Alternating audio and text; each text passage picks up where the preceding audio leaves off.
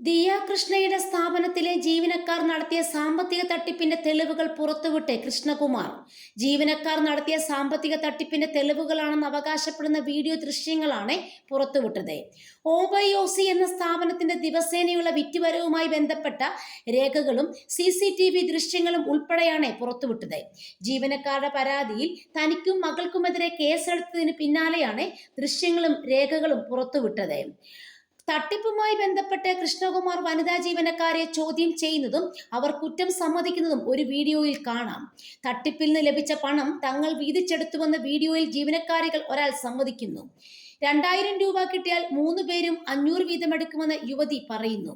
ആകെ എത്ര രൂപയാണ് എടുത്തതെന്ന് ഓർമ്മയില്ലെന്നും കൃഷ്ണകുമാർ പുറത്തുവിട്ട വീഡിയോയിലുണ്ട്. സ്ഥാപനത്തിലെ CCTV ദൃശ്യങ്ങളും പുറത്തുവിട്ടു. അതേസമയം തട്ടിപ്പ് നടത്തിയ ജീവനക്കാരെക്കുറിച്ച് നിറകണ്ണുകളോടെ തുറന്നു പറഞ്ഞ് ദിയ കൃഷ്ണ. സ്ഥാപനത്തിലെ ജീവനക്കാരെ കണ്ണടച്ച് വിശ്വസിച്ചു പോയെന്നും അവർ ഇങ്ങനെ ചെയ്യുമെന്ന് കരുതിയില്ലെന്നും ദിയ കൃഷ്ണ പറഞ്ഞു. ഗർഭിണിയായതിനാൽ കുറച്ചുകാലം കടയിലെ കാര്യങ്ങൾ ശ്രദ്ധിക്കാൻ കഴിഞ്ഞിരുന്നില്ല.